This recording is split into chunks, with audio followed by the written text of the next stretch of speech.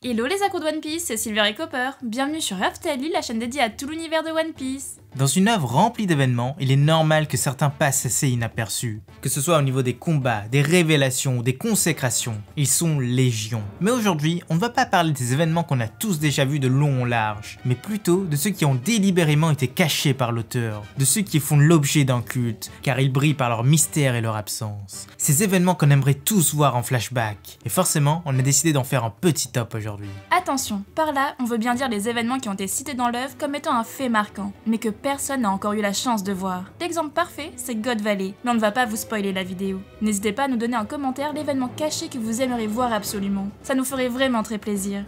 D'ailleurs, le compteur des Nakama approche les 100K, c'est vraiment énorme, surtout que l'anniversaire des 1 an de la chaîne aussi arrive. Ce sera le 14 mai. Ça ne coïncidera sûrement pas, mais nous, on est déjà très fiers de la grande flotte, et on vous dit merci du fond du cœur.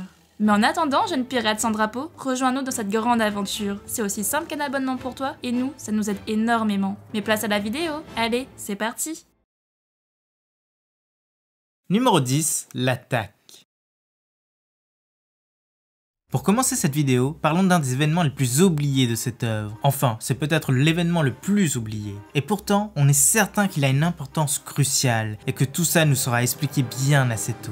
Nous sommes au tout début de Grand Line, sur une île où règne la neige, de Rum, le pays natal de Chopper. Depuis maintenant quelques mois, tous les médecins dignes de ce nom ont quitté les lieux sur ordre de leur roi. Celui-ci a fui le pays. Et pourquoi? Eh bien, une bande de pirates est débarquée sur les lieux et se sont mis à tout ravager. Et ces personnes, ce sont les pirates de Barbe Noire. Et oui, l'un de leurs premiers méfaits, c'est d'avoir attaqué cette région. Mais quel était leur but? Ça, on ne le sait pas. Mais ce qui est certain, c'est que cet homme ne fait jamais rien au hasard. Il agit toujours selon ses plans. Et le fait qu'il soit allé au tout début de Grand Line alors qu'il avait commencé ce méfait dans le Nouveau Monde, ça, ce n'est sans doute pas anodin. Numéro 9, le crime. Les îles de One Piece sont toutes impressionnantes, uniques et hors du commun. Mais vous en conviendrez, il y en a une qui ressort largement du lot. C'est Zou, l'éléphant géant. Plus que sa brume, ce lieu est entouré de mystères. Durant l'arc qui lui est consacré, on apprendra que cet éléphant géant est plus que millénaire, et qu'il était déjà là durant la Grande Guerre qui a vu l'arrivée du gouvernement mondial au pouvoir. Mais mieux, il dira même à Momo qu'il a fait un crime horrible dans le passé, et depuis, sa sentence est de marcher inlassablement dans cette mer. Pourquoi? On ne sait pas. Comment peut-il parler à Momo et se faire contrôler par lui? Là aussi c'est un mystère. Mais on finira forcément par le savoir. Numéro 8, le perfide. Parlons à nouveau du personnage qui était l'objet du numéro 10 de ce top, Barbe Noire. Mais rajoutons-y quelqu'un d'aussi mystérieux, car bien avant d'être devenu un Yonko, celui-ci se cachait dans l'équipage de Barbe Blanche. Et clairement, il se faisait passer pour un faible, sauf à une seule occasion, lors d'une de ses rencontres avec Shanks. Cette fois, il n'a pas hésité à montrer toute sa force et à taillader l'œil de son ennemi. Depuis ce jour, Shanks redoute fortement ce personnage, et surtout sa perfidie. C'est d'ailleurs l'un des seuls à l'avoir considéré comme une vraie menace avant ses exactions. Mais la question, c'est pourquoi a-t-il laissé sa vraie nature sortir à ce moment-là? Il y a peut-être une raison assez logique. Rappelez-vous, la seule autre fois où il s'était dévoilé, c'était face à Thatch, et c'était pour prendre le fruit des ténèbres. Et s'il avait vu Shanks avec un fruit du démon, celui du Gom-Gom. Après tout, il ressemble beaucoup à celui des ténèbres, n'est-ce pas? Mais ici, ce n'est pas une théorie. Numéro 7, l'empereur. Continuons sur Shanks pour ce numéro 7. Il va faire l'objet de beaucoup de points dans ce top. Durant ses aventures à East Blue, celui-ci a perdu le fruit du Gom-Gom, son bras et a donné son chapeau à Luffy. Mais la vérité, c'est qu'on ne connaît pas la raison de sa venue sur place. Surtout qu'il était sur le territoire de Garp. Il faut avoir du culot quand même pour ça. Mais le pire, c'est qu'après quelques mois à chercher quelque chose, il est reparti sur Grand Line. Il a impressionné tout le monde, même en étant manchot. Et il a pris le titre d'empereur. Quels ont été ses actes pour faire ça? Qui a-t-il battu? On ne sait pas. Mais même Barbe Blanche le respectait après ça.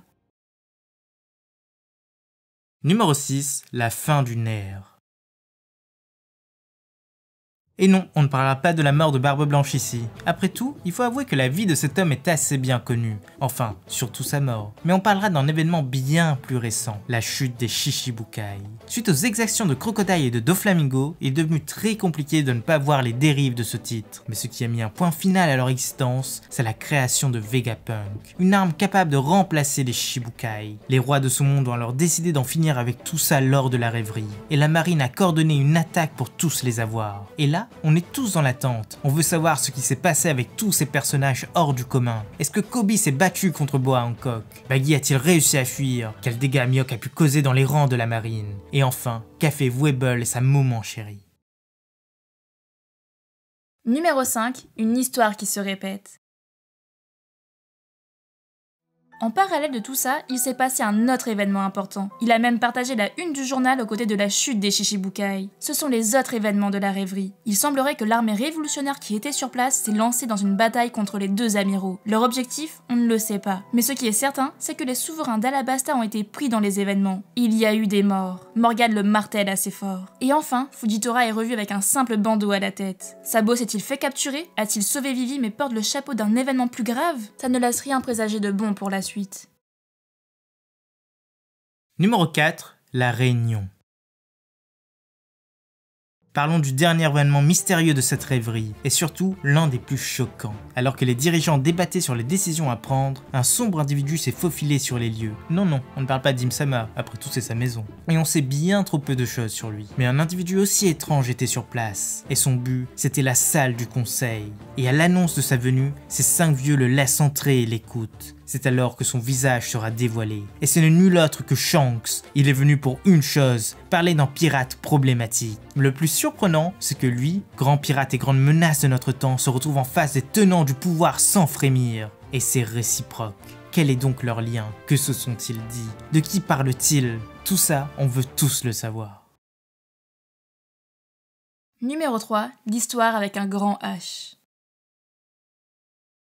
Les poneglyphes sont une chose très importante dans l'univers de One Piece, et ce, pour une raison. Elles renferment les plus sombres secrets de ce monde. Il y a de cela quelques siècles, un événement d'ampleur mondiale a eu lieu. Les anciens royaumes, pacifiques, furent attaqués par 20 royaumes dissidents. Une guerre commença, et le monde fut ravagé durant de nombreuses décennies. Mais à l'issue de celle-ci, le parti de la guerre avait gagné, et leur volonté fut imposée au monde. Cependant, parmi les perdants, il y avait un homme surnommé Joy Boy, et pour laisser une trace de leur existence aux générations futures, il fit tailler des poneglyphes par le clan Kozuki, dont une lettre d'excuse et 4 rods poneglyphes, la seule façon de se rendre sur la dernière île de ce monde. Tellement de questions subsistent. Qui était ce Joy Boy? Un roi? Un général? Pourquoi cette guerre a mené au siècle oublié? Pourquoi les armes antiques, qui étaient la possession des anciens royaumes, n'ont pas été utilisées? Tout ça, ça rajoute du croustillant à l'histoire, et ce mystère a bien plus de 20 ans quand même.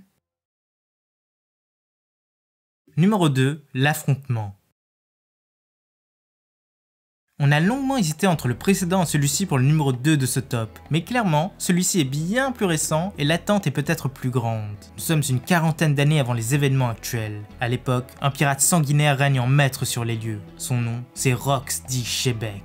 Sa cruauté n'avait aucune limite et les simples citoyens fuyaient sur son passage. Son but, il était bien trop grand pour lui. C'était de devenir le roi du monde, d'éliminer les dragons célestes et d'aller vers la dernière île. Et pour y arriver, il s'était même constitué un territoire, la Ruche, et avait recruté à tour de bras de jeunes pirates prometteurs, Barbe Blanche, Big Mom, Shiki, et même le très jeune Kaido. C'est déjà un mystère de savoir comment il a fait, mais la suite l'est encore plus. Car sa fin arriva plus vite qu'il ne l'espérait. Alors que ses troupes déferlaient sur God Valley, un lieu abritant des dragons célestes, une alliance de fortune entre un jeune marine et un brillant pirate mit fin à son avancée. Ensemble, ils mirent le tyran à sa place, et son équipage fut dissous. Mais dans tout ça, la fameuse île s'est évaporée. Elle disparut littéralement de toutes les cartes.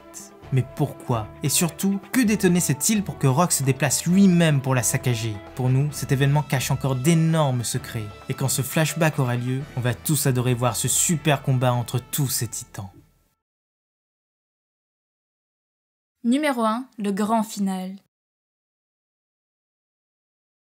Et quoi de mieux pour finir ce top que l'événement le plus mystérieux de toute l'œuvre? C'est d'ailleurs l'un des premiers à avoir été évoqué. C'est bien sûr l'arrivée de Roger sur la dernière des îles. Cet acte légendaire qui a fait de lui le roi des pirates. Certes, c'est l'aboutissement d'un énorme voyage, et l'épisode qui lui a été consacré nous a tous fait verser une petite larme. Mais sur place, il n'a pas trouvé ce qu'il voulait. Outre les secrets de ce monde, l'histoire du siècle oublié, la vérité sur le gouvernement et sur le dit, l'identité de Joy Boy, il le dit lui-même, il est arrivé bien trop tôt, une vingtaine d'années trop tôt. Alors que se passera-t-il à ce moment-là? Lorsque Luffy arrivera au bon moment sur place. Roger le savait sûrement, et on apprendra tous pourquoi Roger connaissait des brides du futur, tout comme Oden. Et nous, on a vraiment hâte. Voilà, c'est déjà la fin de ce top. On espère que ça vous a plu et n'hésitez pas à nous laisser votre avis en commentaire. C'était Silver et Copper pour Aftalil. À bientôt les accros de One Piece.